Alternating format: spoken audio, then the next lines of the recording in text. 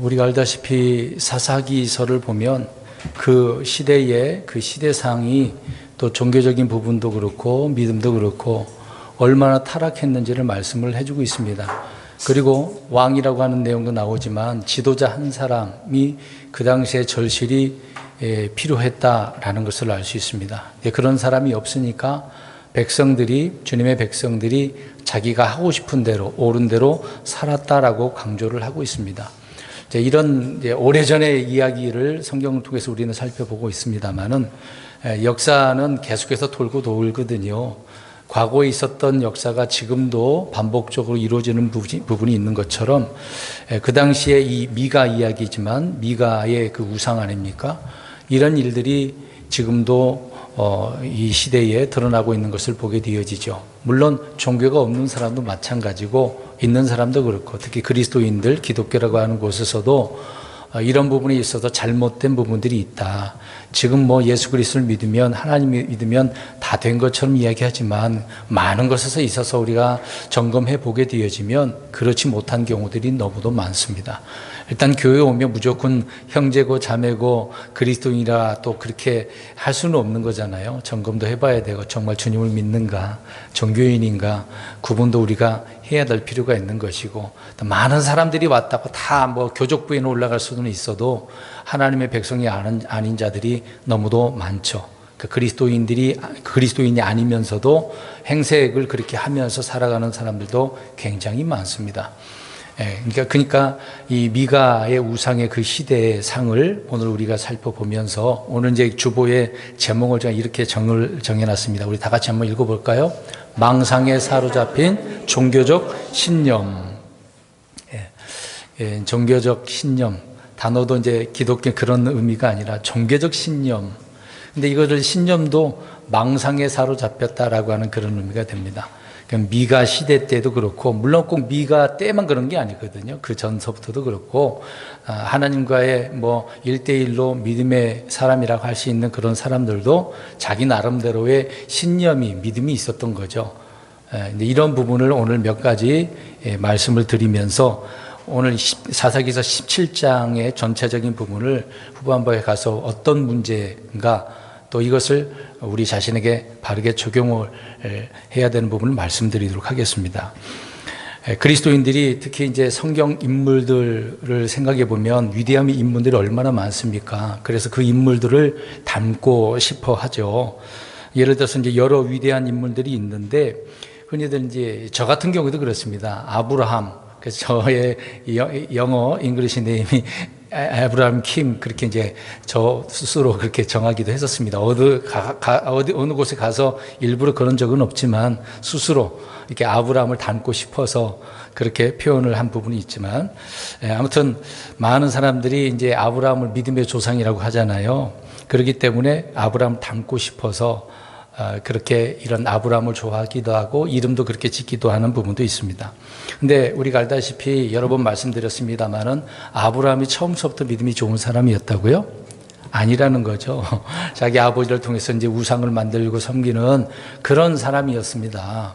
근데 그에게 주님께서 말씀하셨고 그 말씀에 따라 이동하며 점점점 믿음이 성장해 나갔었던 거죠. 그 과정들을 보면 부족했던 연약했던 것들이 많이 드러난 것을 보게 되어집니다. 그런데 하나님께서는 아브라함을 통해서 하나님 자신이 누군가라고 이제 드러내려고 하셨던 부분이 뭐냐면 전능자의 하나님이라는 거죠. 그래서 하나님께서는 전능자로서 자신을 이렇게 전능하심이 전능자라고 계시를 해 주셔서 아브라함을 통해서 많은 사람들에게 알게 해 주시고 보여 주시려고 했다는 것입니다. 이제 그것이 이제 뭐냐라고 할 때 아브라함의 몸에서 자식을 낳을 수 있는 상태였습니까? 아니었다는 거죠. 그러니까 아브라함과 사라의 그 몸이 태가 어떻게 된 상태죠? 뭐라고 표현하고 있습니까? 죽었다라고 표현하고 있는 거잖아요. 그러니까 그에게 이제 자식을 주실 것이다라고 약속을 하셨단 말입니다. 그러니까 이 부분을 통해서 주님께서는 전능하신 하나님이라는 것을 알려주려고 하셨다는 것을 알 수가 있습니다. 당시 아브라함이나 사라의 몸이 말씀드린 것처럼 늙어서 임신 불가능한 거예요. 시도 문제고 둘 다 이제 문제였던 것이죠. 근데 그 당시에 아브라함과 사라는 현실이잖아요. 그렇게 간절한 자식이 있었으면 좋겠다라고 하는 그런 마음 왜 없었겠습니까? 그런 아브라함이 100세에 이제 자식을 얻게 되었는데, 그러니까 100세가 되기 전까지 얼마나 간절했겠어요. 태가 이렇게 또 몸도 죽었다라고 하는데, 창세기서 18장 14절 가서 보게 되어지면 찾지는 마세요. 주께서 너무 어려운 일이 있느냐? 생명의 때를 따라 내가 정한 때에 내게 돌아오리니 사라에게 한 아들이 있으리라. 그러니까 약속해 주셨어요, 안 해 주셨어요? 하시리라, 앞으로 하겠다는 얘기잖아요. 앞으로 주겠다. 그때가 이제 100세 아닙니까? 그럼 그때까지 어떻게 해야 돼? 그 말씀을 들었으니까 믿고 기다려야 되는데 제대로 기다렸나요? 우리가 아는 지식에 그러지는 않잖아요. 하가를 통해서 이스마엘을 낳았던 부분이 있고, 또 주님께서 이렇게 말씀하시니까 둘 다 어떻게 했습니까? 둘 다 어떻게 했어요? 웃었어요. 웃었어. 아이고, 내 몸 죽었는데 될 수도 없는데, 말도 안 되는 거죠. 근데 하나님이 말씀하셨는데도 둘 다 어떻게 한 거예요? 그러니까 그들의 생각은 어떻다는 겁니까? 이미 내 몸은 죽었으니까 안 돼, 불가능하다. 아까 분명히 18장 14절 읽었습니다만 주께서는 불가능이 없다라는 것이죠. 어려운 일이 없는 문제인데 사람들은 현실을 보게 되어지면 안 된다라고 말을 하게 되어지는 거죠. 그러니까 이제 책망을 듣게 되었습니다. 이제 웃으니까 너가 웃었다, 이제 그런 말씀들 하지 않았습니까? 그러니까 그렇게 책망을 하시면서 주님의 말씀에 대한 믿음을 주시게 된 것이죠. 그래서 그 말씀을 듣고 이제 믿음은 이제 말씀을 들음으로 온다고 했으니까, 그래서 그 말씀을 듣고 아브라함이 어떻게 합니까? 믿어가지고 기다리고 있는 거죠. 물론 그 과정 속에서 계속해서 연약한 부분이 있지만 약속하셨으니까, 들었으니까 믿고 나아가는 것을 보게 되어집니다. 아무튼 처음엔 말씀을 듣고 있을 수 없는 일이다라고 웃었던 아브라함은요, 다시 말씀드리는 것이지만 책망을 듣고 자신이 들은 그 하나님의 말씀을 온전히 믿었다라고 하는 핵심적인 부분. 그러니까 오늘 제목을 보니까 망상에 사로잡힌 종교적 신념이 오늘 이 말씀과 좀 반하는 문제잖아요. 그러니까 말씀을 듣고 믿음이 생겨서 믿음의 길로 가야 되는 거 아닙니까? 믿고 주님께서 말씀하신 대로 기다려야 되는 거잖아요. 근데 종교적 신념들은 어떻습니까? 자기 생각대로 안 된다, 자기 나름대로 이렇게 된다라고 한다는 게 이제 문제라는 것이죠.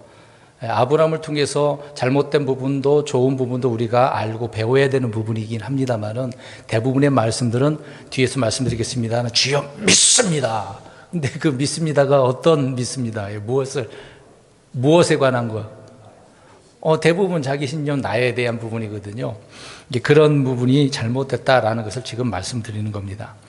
그래서 우리 신약 성경 한번 가볼까요? 로마서 4장 19절 이 부분에 대해서 아브라함이 듣고 믿은 사건만 기록한 거예요. 이제 구약 창세기에서는 그 잘못된 부분도, 연약했던 부분도, 믿음이 없는 부분도 말씀하고 있지만 신약에서는 믿는 것만 이야기를 하고 있습니다. 로마서 4장 19절을 한번 읽어보겠습니다. 시작. 그가 쯤 되었을 때 님이 약해지지 않냐, 자기 몸을 고려하지 아니하고 사레테가 죽은 것도, 그러니까 둘 다 죽었어. 몸이 그런 상태예요. 근데 그거를 고려하지 않았다. 그 이유는 뭐예요? 믿었기 때문에. 믿기 전까지는 어떻다는 거예요? 내 몸을 볼 수밖에 없겠죠. 안 되는데? 이렇게 생각할 수밖에 없는 거 아닙니까? 그러니까 하나님의 말씀과 자신의 몸이 서로 맞지 않을 때 말씀을 믿고 또 자기 몸이 죽은 거, 사레테가 죽은 거, 그거를 고려하지 않아야 되는 거죠. 그러니까 주님의 말씀을 믿지 않으면 안 됩니다, 부정한다는 얘기죠. 그래서 이 부분에 대해서 예전에 설교한 적이 있습니다. 그러니까 당시 생각해 보면 이것은 죽은 몸의 문제가 아니란 얘기잖아요. 하나님은 어려운 일이 없기 때문에 내 몸이 죽었어도 그 죽은 몸을 어떻게 할 수 있습니까? 살리시는 하나님이라는 거죠. 물론 그 당시 아브라함과 사라는 살아있단 말입니다. 자녀를 낳을 수 있는 그 부분이 이제 죽었다는 얘기잖아요. 안 되는 경우 아니겠습니까? 아무튼 이런 부분이 있어서 말씀을 듣고 나 자신이 야 이런 잘못된 부분이구나 라고 그거를 우리가 인정을 하고 또 부인하는 것이 믿음이라는 거죠. 근데 우리는 그렇게 하지 않고 종교적인 신념으로 주님을 바라고 소망하고 그런다는 얘기입니다. 이제 그런 것들이 오늘 제목의 앞에 쏘는 게 뭐예요? 망상이다 라는 것을 말씀드린 겁니다. 예전에 한 두 번 이 망상에 대한 단어를 넣어서 설교한 적이 있는데 오늘 좀 다른 각도긴 합니다만은 이렇게 우리는 살아서는 안 된다라는 것을 지금 말씀드리고 있는 겁니다. 그러니까 말씀이 없이 현실을 무시하는 생각이나 기대는 영적 망상이다라고 하는 것이죠. 그러니까 기록된 말씀을 기초로 근거로 지금의 나의 현실, 현재의 상황, 환경, 자기 처지 등을 무시해야 되는 건데 그렇지 않으니까 이제 문제가 된다는 얘기죠.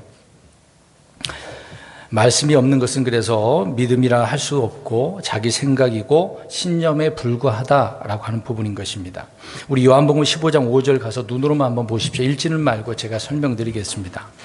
예수님께서 제자들에게 분명하게 그들에게 꼬집어서 말씀을 해주고 있습니다. 뭐라고 했냐면 예수님은 나는 뭐다라고 그랬어요? 포도나무다. 너희는 뭐고? 가지다라고 말씀을 하셨던 거죠. 그래서 사람이 내 안에 거해야 된다. 내가 그 안에 거해야 된다. 그러니까 너희가 내 안에 내가 너희 안에 거해야 된다. 그러면은 많은 열매를 맺는다. 그러니까 가지가 나무에 붙어 있어야 돼? 안 붙어 있어야 돼요?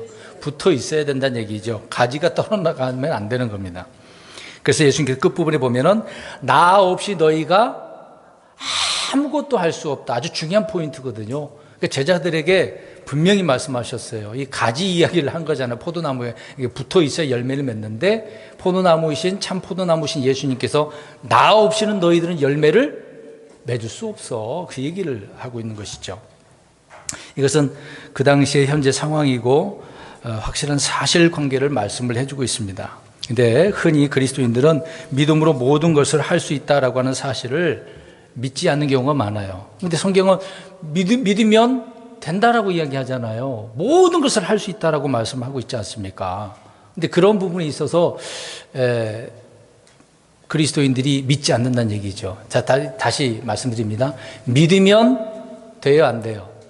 정말 믿습니까? 그렇게 경험하셨어요, 그러면요? 대답 안 하신 분들은 뭐예요? 예? 자, 이런 부분이 잘못됐기 때문에 진정한 영적 생활을 우리가 바르게 영위해 나갈 수가 없는 것이죠. 아무튼 주님의 말씀을 믿을 때 그 말씀이 내게 실제고 진리라고 하는 그 구절들을 우리가 잠깐 두 구절을 보겠습니다. 마가복음 9장 23절과 빌립보서 4장 13절인데 마가복음 9장 23절 보겠습니다. 자, 믿는 자에게는 모든 것이 가능하대요. 자, 읽어봅니다. 시작. 9장 23절, 마가복음 9장 23절. 마가복음 9장 23절, 시작. 믿을 수 있거든. 믿는 자에게는, 믿는 자는 모든 것이 가능하대잖아요. 믿는 자에게는. 주님께, 우리 여기 계신 분들 주님을 믿는다고 하니까 모든 것이 다 가능하네요. 자, 그럼 또 한 구절 보겠습니다. 빌립보서 4장 13절. 빌립보서 4장 13절. 아까 이제 요한복음 이야기를 하려고 하는 거예요. 4장 13절 시작.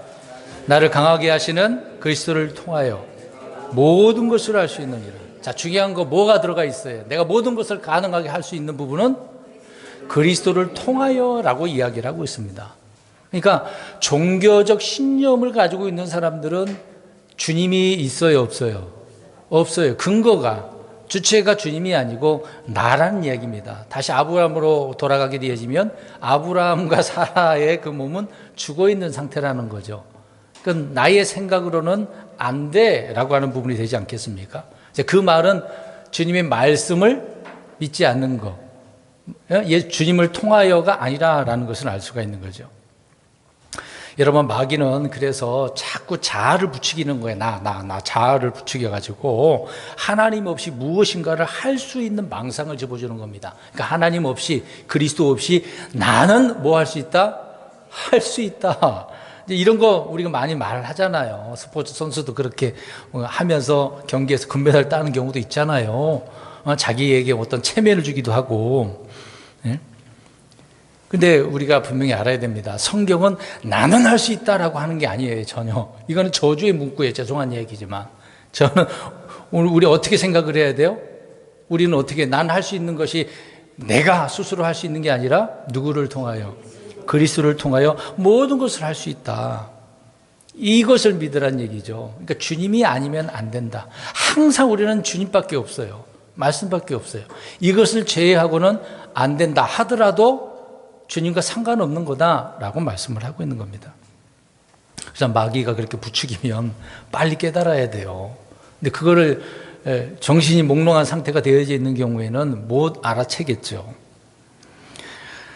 여러분, 성도들이 하나님을 대적하는 것이 무엇이겠습니까? 하나님을 대적한대요. 저와 여러분들도 하나님을 대적할 수가 있어요. 어떤 여러 가지가 있지만 한 가지만 우리가 살펴보게 되어지면 그중 하나가 로마서 8장 7절입니다. 읽겠습니다. 여기 계신 분들 저도 마찬가지입니다. 이 구절을 읽는 순간 내 자신을 보면 너무도 부끄러워요. 하나님을 평소에 우리가 대적을 많이 한 경우라고 볼 수가 있는 거죠. 나름대로 난 하나님 열심히 주님을 잘 믿는다고 하겠습니다만은 그렇지 않는 경우가 너무도 많은 거죠. 로마서 8장 7절 시작. 적인 생각은 하나님의 법에 정하지 아니할 뿐 아니라 참으로 그리할 수 없습니다. 하나님을 하나님과 원수되고 하나님을 대적하는 거예요. 대적하는 겁니다. 원수가 되는 겁니다. 그러니까 육신적인 생각, 그럼 저와 여러분들 육신적인 생각이 있어요, 없어요? 있습니다. 우리가 그 생각으로 하나님 앞에 이렇게 해주세요, 저렇게 해주세요 그러잖아요. 이제 그런 것이 망상에 사로잡힌 종교적 신념으로 그렇게 한다는 얘기죠. 그래서 지금 대부분의, 물론 우리 킹제임스 성경을 보는 이런 곳에서도 마찬가지일 수도 있겠지만 특히 개신교는 이게 심하거든요. 특히 막 복을 강조하는 데는 굉장히 이런 종교적 신념을 많이 불어 넣어줍니다. 그래서 그렇게 해야만이 내가 믿음이 있고 주께서 복을 주신 거다라고 합니다. 그런데 대부분 여기 보세요. 100명이 그렇게 기도하면 100명 다 하나님께서 들어주셨나요? 들어주실까요? 아니거든요. 극소수예요. 몇 사람 가지고 다 그런 것처럼 해버린다는 얘기죠.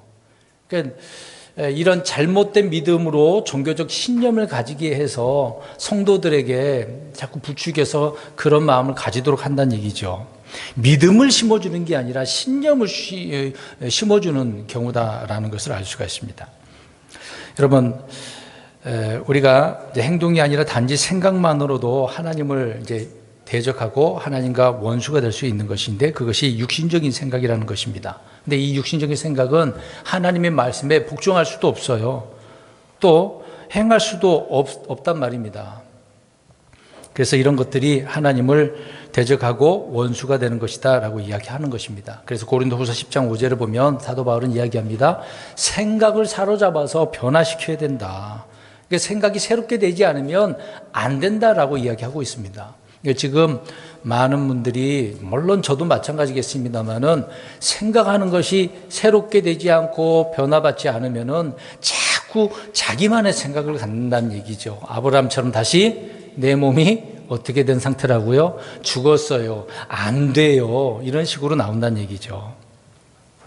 그러니까 주님의 말씀에 복종할 수 없습니다. 그러면 생각해 보세요. 물론 성경에 나오지 않지만 계속해서 아브라함이 주님 말씀하셨는데 하나님 안 된다니까요. 이랬다고 생각해 보세요. 어떻겠습니까? 물론 성경에 안 나온 얘기지만 어떻겠습니까? 한번 생각을 해보세요. 100세의 자녀를 낳을 수 있겠어요? 물론 주님의 계획이면 또 그렇게 끌어갈 수도 있겠습니다만은 주님은 계속해서 믿게 하려고 하시는 거죠. 여러분, 우리는 많은 경험이 있을 거예요. 온갖 상상이 마음속을 막 휘젓고 뭐 어떻게 할 수 없는 그런 상태. 절제가 있어야 되는데 절제가 없다 보니까 육신적인 생각이 나를 사로잡게 되어져서 어떤 날은 뭐 사람만 막 생각이 나고 억울함만 생각나고 때로는 막 돈만 생각나기도 하고 어떤 사람은 장래일을 막 걱정해서 막 걱정하는 사람들, 염려하는 사람들 얼마나 많습니까? 그러니까 잘못된 생각, 이런 염려로 나를 사로잡는다는 얘기죠. 그러니까 이런 생각들을 아까 고린도후서 10장 5절처럼 어떻게 해야 돼요? 생각이 새롭게 돼야 된다. 변화를 받아야 된다. 그 얘기를 하고 있습니다. 그래야 주님의 말씀에 내가 복종할 수 있다. 그 얘기를 하고 있는 것이죠.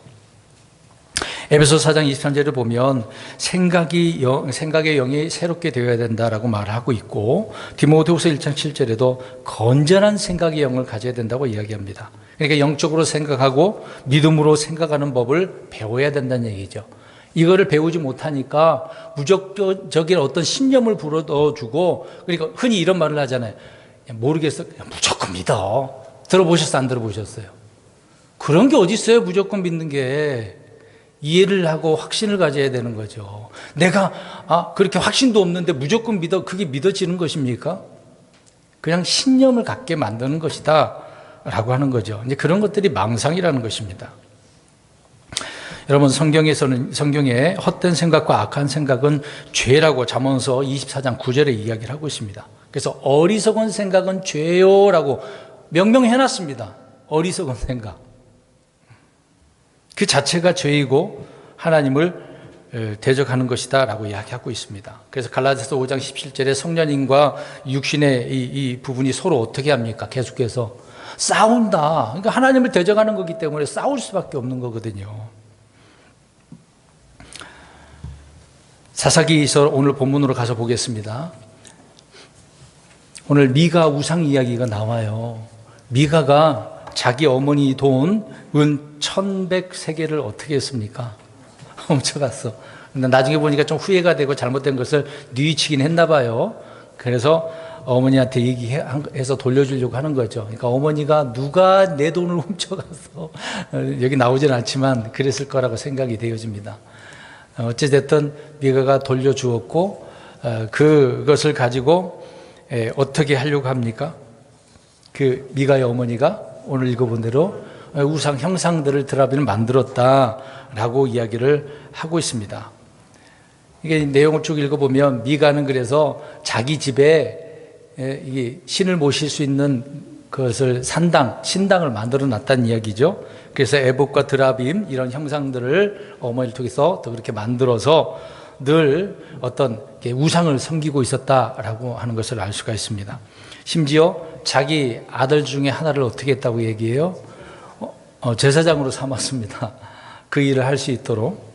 잘 보세요. 그 당시의 상황, 시대상, 종교적 상황을 보시기 바랍니다. 자기가 믿고 싶은 대로 믿는데, 분명히 이런 신당 같은 걸 만들려고 그랬습니까? 만들어서는 안 되는 거거든요. 시간이 한참 지나서 사람들이 흐지부지 하니까 그 당시에 제사장들도 제대로 하는 사람이 없었나 봐요. 상황을 사사기서를 보게 되어지면. 그러니까 많은 사람들이 믿고 싶은 대로 하고 싶은 대로 한 것 아니겠습니까? 그래서 산당도 짓고 형상도 만들었다라고 하는 시대상을 분명하게 말씀을 하고 있는 겁니다. 당시 왕이 없던 시절이라고 분명히 말씀을 하고 있는 거죠. 그러니까 왕 한 사람이 다스려야 된다. 이런 한 사람이 중요한 거죠. 주님을 온전히 잘 믿고 통치할 수 있는 그런 자가 필요하다는 것을 이야기해 주고 있는 것입니다. 이스라엘 땅이 이스라엘은 가나안 정복 전쟁을 통해서 일단 땅을 소유하고 있잖아요. 그리고 백성도 있어요. 하나님의 법도 있어요. 그런데 뭐가 없어요? 오늘 17장 6절에 왕이 없어요. 그런 모습을 사사기서에서 이렇게 이야기를 해주고 있습니다. 성경을 통해서 아시겠습니다만은 아까 말씀드린 것처럼 미가는 어머니의 돈을 훔쳐다가 돌려주었고 우상을 그렇게 만들었고, 이제 그런 상황에서 이제 자기 아들을 통해서 나름대로 제사를 지내고 있단 말이죠. 근데 그곳에 누가 지나갑니까? 이제 7절부터 이야기해요. 레위 사람이, 이 사람은 베들레헴 유다, 물론 스불론 지역에 베들레헴이 있거든요. 이걸 구분하기 위해서 예루살렘 옆에 있는 베들레헴 유다라고 이제 그렇게 부릅니다. 유다에 속했다고 이야기하죠. 이제 거기에 있던 청년이 제대로 먹고 살 수가 없었어요. 처소를 그래서 구하려고 여기저기 돌아다니다가 이제 이 지역을 지나가게 됐단 말입니다. 그래서 미가가 그 사람을 보고 묻고 대답하는 것을 통해서 레위 사람인 줄 알고, 그래서 어느 정도 지식이 있었던 것 같아요. 자기 아들은 진짜 제사장이 아니니까 레위 사람이라고 한다면 뭐 이제 제사장으로 삼아야 되겠다라는 생각을 가졌던 거죠. 근데 사실상 레위 사람이라고 다 제사장이 되나요? 아니에요. 아론의 그것만 되는 거잖아요. 다 제사장이 될 수 없는 겁니다. 근데 아무튼 레위 지파에 속한 사람이라고 해서 이 청년을 제사장으로 삼게 되어집니다. 그러니까 아버지와 제사장으로 고용한 거죠. 그래서 내가 1년에 한 번씩 무엇을 주겠다라고 쭉 나오지 않습니까? 이거 옳거니 이제 먹고 살기 힘들었는데 처소도 없었는데 이 레위 청년의 입장에서는 어떻겠습니까? 좋죠. 이제 탄탄대로잖아요. 이제 먹을 거, 입을 거 걱정 없이 살게 되는 부분 아닙니까? 비록 환경이 낙후되는 환경이라 할지라도 계속해서 하루하루를 연명해 나갈 수 있는 그런 상황이 됐으니까 그래서 이 레위 청년도 좋게 여겼다라고 좋게 생각했다라고 이야기하잖아요. 그러니까 이 레위 청년도 그렇고 미가도 그렇고 미가의 어머니도 그렇고 뭐에 사로잡혀 있어요? 오늘 제목처럼 망상에 난 이렇게 하면 된다라고 한다는 얘기죠. 이렇게 하면 안 된다는 것을 지금 얘기하고 있는 겁니다, 저는요. 그 당시에도 그렇고 지금도 많은 사람들이 이렇게 살려고 한다는 것이 문제가 되고 있다는 거죠. 그래서 다시 한번 사사기서의 그 강조점을 우리에게 자기 눈에 오른 대로라고 이야기합니다. 그래서 사람의 그 당시의 판단은 지금도 마찬가지겠지만 이런 것들이 영적인 망상이고 또 하나님을 기만하는 것이다 라고 이야기를 해주고 있는 것입니다. 그러니까 오늘 본문을 보면 얼마나 심각했다라고 하는 것을 알 수가 있습니다. 그러니까 하고 싶은 대로 하는데 막 제사장은 따로 있음에도 불구하고 자기가 원하는 제사장으로 그렇게 만들어버리는 거죠. 자기가 원하는 신. 이렇게 하면 내게 주께서 어떻게 줄 줄 알고 밑에 써 있잖아요. 복을 주실 줄 알고 선을 베풀어 주실 줄 알고. 혹시 우리가 그러지 않습니까? 내가 이렇게 하면 하나님께서 내게 복 주십니다. 우리 가족을 건져주십니다. 물론 열심을 다하는 건 좋죠. 근데 잘못된 열심이기 때문에 이게 심각한 문제다라고 말씀을 드리고 있는 것입니다. 또 다른 부분을 우리가 또 살펴보게 되어지면 사무엘 이야기를 하겠습니다. 근데 이 사무엘은 좀 달라요. 지금까지 좀 부정적인 이야기 했습니다만은 사무엘은 부정적인 부분이 아니라 칭찬을 할 만한 이야기를 좀 하려고 합니다. 우리가 알다시피 사사기서의 마지막은 이제 삼손이 사사가 끝 아닙니까? 근데 사실상 사사 재판관으로서의 끝은 사무엘이거든요. 사무엘도 사사였던 것은 맞습니다. 근데 이 사무엘이 사사기서 나오는 다른 어떤 사사들과 달리 이제 사사들은 병사들을 이끌고 블레셋과 싸우고 다른 미디안과 싸우고 전쟁을 했잖아요. 근데 사무엘은 어떻게 했을까요? 직접 전쟁에 나갔겠습니까? 안 나갔습니다. 근데 성경은 사무엘이 살아있을 동안 블레셋과는 화평이었대요. 늘 하나님이 도와주셔서 주님의 손이 임해서 그들을 무찔러 주시고 평화로운 삶을 살았다고 이야기합니다. 그러면 어떻게 해서 그렇게 됐을까요?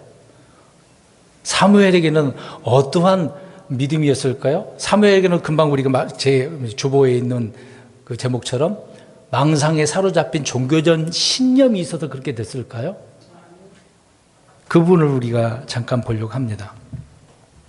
사무엘상 7장 8, 9절을 한번 보십시오.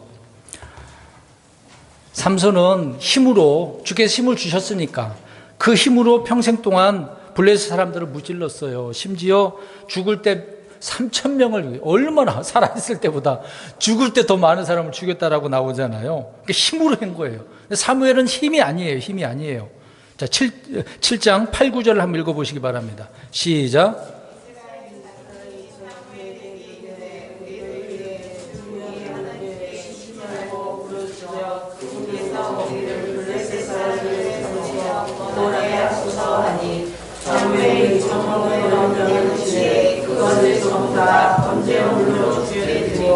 사무엘이 이스라엘을 위해 주께 부르짖으매 주께서 그의 말을 들으셨더라. 아멘. 뭐 했다는 얘기예요?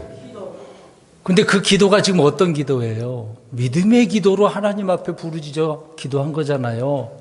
백성들도 요청을 했고 그렇게 기도하니까 하나님께서 어떻게 주셨어요? 들어주셨더라 라고 이야기합니다. 그럼 어떤 근거로 이렇게 사무엘은 기도를 했을까?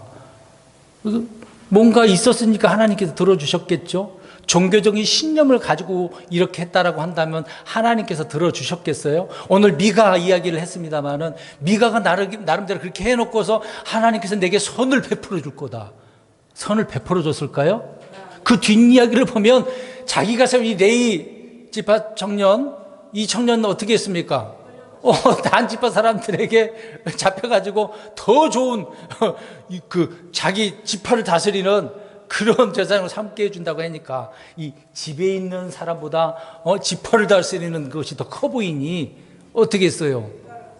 배신하고 떠났잖아요. 그 말로를 보세요. 선을 베풀어 줬겠어요? 그러진 않죠. 오늘 금방 읽은 것처럼 8절 9절은 사무엘이 하나님께 믿음의 기도를 드렸다는 얘기입니다. 그 다음에 또 밑에 9절 더 보겠습니다. 13절에서 14절을 읽겠습니다. 시작. 다시는 이스라엘 지경에 들어오지 못하여 주의 손이 블레셋 사람들을 막으시고 빼앗았던 도시들이 에그론에서부터 가드까지 이스라엘에 회복되니 사람들의 손에서 구원하여 아모리 족속 사이에 평화가 있었다. 블레셋 사람들 다 점령해버리고 아모리 사람들과도 전쟁하는데 평화가 있었어. 전쟁이 없었다는 얘기잖아요. 그럼 얼마나 좋겠습니까?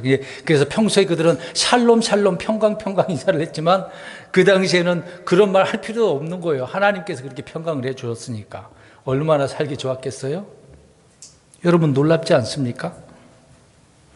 온전한 믿음의 사람 하나가 나라를 이렇게 회복시키고 안전하게 할 수 있는 거죠. 물론 하나님이 그렇게 하신 것이지만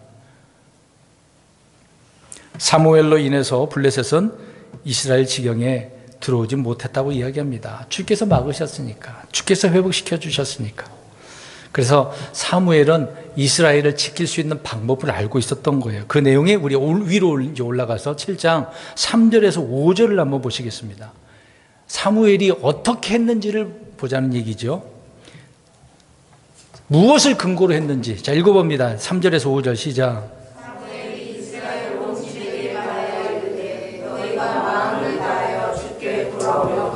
이방신들과 아스타롯을 너희 가운데서 제거하고 너희 마음을 예비하여 주께로 향하게 하며 그분을 섬겨라. 그러면 그분께서 너희를 블레셋 사람들의 손에서 구출하시리라 하니 이에 이스라엘 자손이 바알들과 아스타롯을 제거하고 주만 섬기리라. 자 보세요. 사무엘이 어떻게 해야 주께로 돌아오려면 어떻게 해야 된다고 합니까? 우상 다 제거해. 그건 가짜야. 온전히 주님 앞에 돌아와. 그냥 대충 거짓으로, 거짓된 마음으로 그러지 말고 온전하게 주님 앞에 돌아오라 라고 이야기하고 있는 거잖아요. 그것을 다 제거하고 하나님만 바르게 섬기라고 강조를 하고 있는 겁니다. 이 근거가 어디에 있는 근거일까요? 이 내용의 근거는 어디를 근거로 삼고 있는 거예요? 말씀이잖아요. 모세오경에 기록된 말씀이잖아요. 오직 하나님만 이스라엘 백성들은 섬겨야 되는 겁니다. 그런데 그들은 그러지 아니했기 때문에 사무엘은 말씀의 근거가 있었고 그거에 따라 믿음의 기도를 한 거예요. 이걸 다 제거하면 하나님께서 어떻게 해주셔? 회복해 주셔. 복을 주셔. 라고 이야기하고 있었던 것입니다. 그럼 미가는 어떻게 했을까요? 주님의 말씀에 근거가 있었습니까? 그 근거는 뭐죠? 미가의 근거는 뭐죠? 자기 신념, 자기 생각이었던 거죠. 내가 이렇게 하면 그냥 복이 주어질 것이라고 생각을 하고 있는 것이죠. 성도 여러분, 하나님의 말씀을 믿으십니까? 믿으신다면 그 말씀을 잘 정리하시고 삶에 적용을 하셔야 돼요. 분명히 말씀에 따른 믿음의 보상과 또 그 결과가 드러난다고 말씀을 하고 있습니다. 우리는 추상적이고 뚱구름 잡는 어떤 망상이나 허상과 같은 것을 쫓는 사람들이 아니죠. 우리는 성경에 기록된 그대로 하나님의 말씀을 믿는 자들입니다. 그 말씀에 순종하는 사람들이 있는 거죠. 그래서 승리할 수 있고 구원받을 수 있고 평화가 있게 되어지는 것입니다. 그래서 사무엘이 사는 날 동안 화평이었으니 얼마나 행복했겠어요. 근데 문제는 우리가 이제 기도할 때 무엇을 믿고 무엇을 구하느냐, 이게 중요한 거죠. 아무거나 믿기만 하면 되는 겁니까? 무조건 믿기만 하라고? 병이 나을 것을 믿습니다. 성공해 주실 줄 믿습니다. 가정에 복을 주실 줄 믿습니다. 물론 하나님이 그렇게 해주시는 하나님이에요. 근데 무조건 뭐가 근거가 없으니까. 네, 그렇죠. 이게 포인트입니다, 오늘. 말씀의 근거가, 또 믿음의 대상이신 하나님이 우리 그리스도가 아닌 상태에서 그런다고 한다면 이것은 무속이에요. 기복신앙이라는 얘기죠. 성경적인 믿음이 아니라는 것입니다. 그래서 믿음이 아니라 오늘 제목처럼 뭐예요? 종교적 신념, 망상에 사로잡힌 종교적 신념일 뿐이라는 것입니다. 여러분, 많은 사람이 무턱대고 하늘의 왕자 보좌를 움직인다라고 하는 그런 기도, 심각한 문제죠. 이런 말들은. 또 하나님을 굴복시킨다고 심각한 거죠. 이런 부분. 자, 이런 것들은 잘못 알고 구하기 때문에 응답도 받지 못하고 기도한 후에는 오히려 낙담과 실망이 있을 수밖에 없습니다. 그렇게 믿는다고 했는데 안 들어줘 봐요. 하나님께 얼마나 불평을 많이 쏟아내겠습니까? 어떤 기독교 언론사에서 설문조사를 했대요. 성도들이 기도를 하지 않거나 적게 하는 그 이유가 무엇인가. 물론 다양한 그 이유가 나왔습니다만은 기도한다고 해서 일이 되거나 이루어지지 않는다라고 생각하는 답변이 굉장히 많았대요. 그 말은 뭐예요? 기도하면 응답 받는다는 확신이 있다는 거예요? 없다는 거예요? 없다는 거예요. 뭐 기도해도 안 되는 것 같은데 몇 번 하고 안 된다고 생각하면은 안 된다고 하는 거죠. 그러니까 기도하는 사람들조차 자신들이 하는 기도에 대한 그런 응답을 확신하지 못하고 있다라고 하는 것입니다. 말씀의 근거가 아니라 자기 생각에 그 근거 신념이 있기 때문에 그런 문제가 발생하는 거죠. 그러니까 기도에 대한 믿음이 없는데, 기도 응답에 대한 믿음이 없는데 기도할 힘이 나겠어요? 안 나는 거죠. 할 수도 없고 열정도 없는 거죠. 우리 마가복음 11장 24절 보겠습니다. 이런 구절만 갖고만 생각해 보면 무조건이라고 생각할 겁니다. 좋은 말씀인데도 불구하고요. 마가복음 11장 24절 읽겠습니다. 시작. 네게 이르노니 기도할 때 받는 줄로 믿으라. 기도하면 원하는 것 있으면 받는 줄로 믿고 기도하래잖아요. 받고 나서 하나님 감사합니다가 아니라 미리 그렇게 감사하면서 받을 줄 믿고 하는 거죠. 주신 줄 알고. 그러니까 이 근거가 뭐냐는 거예요. 이 근거가 말씀이고 그거 말씀에 따라 믿음인 거죠. 믿음. 기독교의 특징이라고 한다면 믿음 아닙니까? 온통 성경은 믿으라 이야기합니다. 특히 예수님은 나를 믿으라 라고 이야기하잖아요. 그렇게 강조를 했는데도 불구하고 자기 백성이 예수님을 믿어야 안 믿어요? 안 믿고 오히려 예수님을 죽입니다. 성경을 보면 믿음은 모든 것을 가능하게 한대요. 믿음만 있으면 못할 것이 없다라고 말씀합니다. 근데 이 사실 그대로 믿으면 되는 것인데 그렇게 성경대로 믿지 못하고 내 신념, 내 생각이 나를 사로잡고 있기 때문에 주님의 말씀으로 살지 못하는 거죠. 여러분, 성도들에게 있어서 믿음 좋다라고 하는 평판받는 거, 칭찬받는 거 좋잖아요. 저 성도님은, 형제님은, 자매님은 믿음 정말 좋아. 들으면 어때요? 기분 나쁠 사람 있겠습니까? 없죠. 다 좋죠.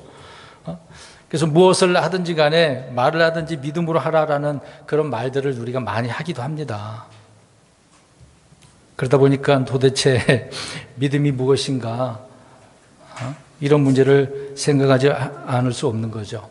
무조건 믿으면 되는 것인가? 아니라는 얘기입니다. 대상이 있고 근거가 있다. 여러분, 회교도 이슬람을 한번 보겠습니다. 그들은 알라, 물론 알라도 하나님이지만 우리가 알고 있는 그 하나님과 전혀 달라요. 근데 그들은 을에 신이 있단 말이죠. 그 알라에 대한 믿음이 굉장히 확고합니다. 그래서 그들 나름대로 신앙 대단하잖아요. 그 하루에 몇 번 그들은 일정 시간에 따라서 합니까? 3번 그렇게 기도를 하는 거잖아요. 우리 한국에 온 무슬림도 그 시간에는 꼭 그렇게 하더라고요. 왜요? 알라에 대해 뭐가 있으니까? 신념이 있으니까. 그 믿음이 아니에요. 그들은 믿음이라고 하겠지만 우리가 알고 있는, 주님이 말씀하고 있는 믿음이 아니고 신념이다라고 말하고 있는 거죠. 가톨릭 신자들은 마리아 앞에서 열심히 그 섬기고 있고 자기 마리아에게 복을 구하잖아요. 그들에 대한 그들로 표현한다면 믿음의 그 확고함이 있겠죠. 그러나 믿음이 아니다라고 하는 것입니다. 아무리 그렇게 절하고 기도하고 경배한다 하더라도 또 미사 돌리면서 묵주 같은 거 돌리기 아니겠습니까? 그건 잘못된 믿음인 것이죠. 믿음이 될 수 없습니다. 그냥 염원이에요, 염원. 믿음은 하나님의 말씀을 믿을 때 나오는 것이라고 이야기합니다. 코란경을 읽는다고요? 유명한 속단집을 읽는다고요? 그런 것을 통해서 믿음이 생기는 건 아니거든요. 말씀을 들어야 돼요. 주님의 말씀. 사람의 말이 아닙니다. 요즘 많은 사람들이 우리가 아는 내용이죠. 사람의 말을 얼마나 잘 듣습니까? 하나님의 말씀을 듣는다라고 한다면 직접 눈으로 보고 확인해야 되는데 누구에게 물어보는 거예요. 본인도 모르니까. 근데 그 물어본 그 사람도 이제 그 질문을 받은 사람도 제대로 알지도 못하는 경우가 얼마나 많은데요. 믿음도 없는 사람이 얼마나 많습니까? 그러니까 엉뚱한 소리를 하게 되어지는 거죠. 심지어 우리가 알고 있듯이 마귀는 하나님 믿습니까? 안 믿습니까? 마귀가 하나님 안 믿어요? 믿어요. 심지어 막 두렵고 떤다고 나오잖아요. 근데 믿긴 믿는데 그게 믿음이라고 할 수 있습니까? 아니, 믿음은 아니란 얘기예요. 하나님 믿지만 주님이 말씀하신 믿음은 아니죠. 왜요? 믿음이 어디서 나온다 그랬으니까? 말씀을 들음으로. 그러니까 사탄 마귀는 말씀을 들어야 안 들어요? 안 듣죠. 알기는 알아. 믿긴 믿어. 근데 안 듣죠. 믿음이 없죠. 하나님께서 그 사탄에게 믿음을 준 적이 없는데요. 그가 배신한 거 아닙니까? 여러분, 다른 교파 이야기입니다만은 어떤 분들이 여호와 증인이나 안식교도들, 몰몬교, 그들 굉장히 여기 평택역만 가도 얼마나 열심입니까? 그런 모습만 보면은 사람들이 어떻게 얘기해요? 저분들 믿음이 좋다 얘기해요. 믿음이 아니라니까요. 그들은 종교적 확신과 신념으로 그렇게 하는 겁니다. 믿음이 아닙니다. 심지어 성경에는요, 적은 믿음이 있고 큰 믿음이 있어요. 근데 이들의 믿음은 적은 믿음도 아니라는 얘기죠. 아예 믿음이 아니란 얘기예요. 그걸 분명히 아셔야 됩니다. 그러니까 그리스도인들이 아예 믿음도 아닌데 신념을 가지고 살아가는 분들이 굉장히 많다. 그게 문제죠. 아무튼 로마서 10장 17절에 믿음은 들음에서 난다고 하잖아요. 들음은 말씀을 들어야 되는 거죠. 그 근원, 출처 분명히 규정을 해놓고 있다라고 하는 것입니다. 그래서 로마서 10장 8절에 보면 그 말씀을 믿음의 말씀이다라고 이야기합니다. 왜 이렇게 표현할까요? 믿음의 말씀이라고 왜 그럴까요? 믿게 해주는 말씀이니까 왜 어렵게 생각합니까?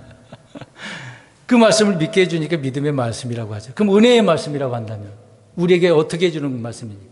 은혜가 넘치는 권능이라고 표현한다면 우리에게 권능을 주는 말씀이니까. 그래서 앞에 그렇게 붙이는 겁니다. 말씀은 말씀인데 권능의 말씀, 은혜의 말씀, 이렇게 믿음의 말씀, 의의 말씀, 지식의 말씀, 진리의 말씀, 지혜의 말씀 이렇게 갖다 붙이는 거죠. 그 말씀이 그렇게 주는 것이니까. 그러니까 말씀을 배제한 믿음은 믿음이 아니다. 내 고집이고 신념이고 자기 생각에 사로잡힌 거죠.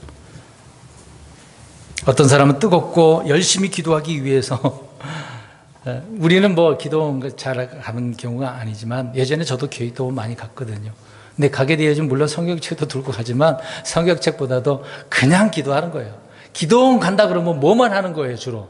기도만 한다고 생각을 해요. 근데 좋은 목사님은 성경을 읽으라고 그러거든요. 성경 읽고 기도하라고 해요. 근데 어떤 분들은 무조건 기도만 하라 그래요. 뭐를 근거로 기도를 하죠? 그 중요한 부분입니다. 그러니까 우리에게는 뭐가 있어야 기도가 될 수 있는 거예요? 말씀이 있어요. 그걸 근거로 가지고 하나님 앞에 기도하는 건데 말씀을 싹 빼버리고 무조건 기도하라? 그냥 아무거나 기도하라는 얘기잖아요. 자기 지금 힘든 거, 괴로운 거, 고통스러운 거, 이 문제 빨리 해결해 달라고 그것만 놓고 기도할 거 아닙니까? 주여 믿습니다. 목이 쉴 정도로 막 주여 삼창하고 목 얼마나 아프겠어요. 저도 해봤지만 믿음의 기도가 아니다. 그러니까 성경은 말씀합니다. 히브리서에 말씀과 믿음이 어떻게 된대요? 이렇게 섞여져야죠. 따로따로가 아니라 섞여야 된다고요. 그것을 믿음이라고 하는 겁니다. 그러니까 믿는다는 것은 하나님의 말씀을 믿는다는 것이죠. 하나님이 하신 그 말씀을 능히 이루실 줄 믿습니다. 신실하게 지키시고 이행할 줄 믿습니다. 그걸 신뢰하는 거죠. 그 약속하셨기 때문에 이루어진다라고는 확신을 하는 것을 믿음이라고 하는 것입니다. 우리는 그것을 가지고 주님 믿습니다. 기도하는 거죠. 고쳐줄 줄 믿습니다. 문제를 해결해 줄 줄 믿습니다. 그러는 거죠. 그게 좀 신념과 다른 면이 있는 것입니다. 왜 그럴까요? 믿음은 누가 주셔요? 주님이 창시자라 그랬어요. 히브리서 12장 2절에 보면 우리의 믿음의 창시자에 또 완성하신 예수 그리스도를 바라보자. 주님이 우리에게 믿음을 주시는 겁니다. 내가 잘해서 믿어진, 주님 믿는 것이지만 그냥 그렇게 한다고 해서 믿음이 생기는 건 아니죠. 주님이 믿음을 주시고 말씀을 들으니까 믿음이 생기는 거죠. 여러분, 자신의 종교적 신념이나 확신으로 기도해서는 안 되는 겁니다. 이런 것들은 망상이니까 그렇게 기도하지 마시고 우리는 성경을 근거로 바르게 기도를 해야 되는 것이죠. 이것이 실제이고 또 말씀의 그 확신이라는 것을 믿으시기를 바랍니다. 오늘 많은 그리스도인들이 이런 문제에 사로잡혀서 신념 갖고 살려고 하는데 우리는 그렇지 않습니다. 언제나 믿음으로 나아가는 저와 여러분이 되시기를 주의 이름으로 축원드립니다.